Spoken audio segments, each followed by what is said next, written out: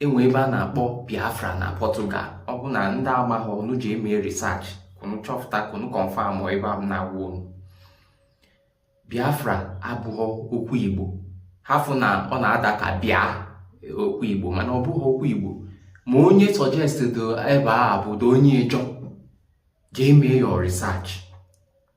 So ka ebe m na-ekwu, the old Biafra can never work. Biafra etikọrọ Abia, Anambra, Ebonyi, Enugu, Igbo, Bayelsa, Akwa Ibom, Cross River, Delta,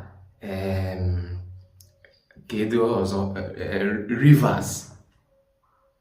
It cannot work. Anyị chọrọ inweta freedom anyị. The wisest thing anyị eme bụ focus na sọsọ Igbo, a homogeneous nation.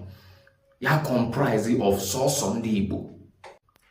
That nation, ọ bụ flag a ka anyị use.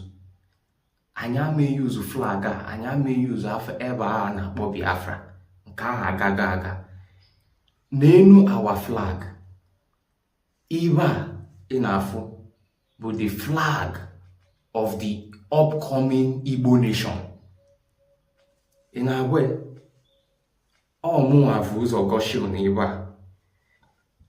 Ibe a ị na-ahụ bụ our new flag for the Igbo nation.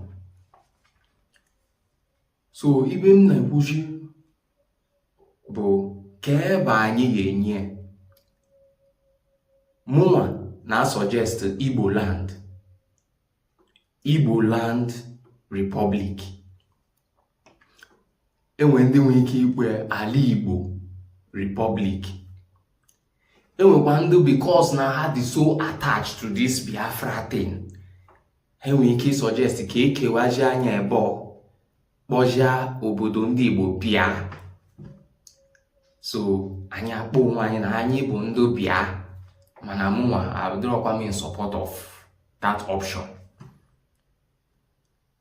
Mana gụnwa achọrọ m ịnụ ibe ị na-eche maka ebe a.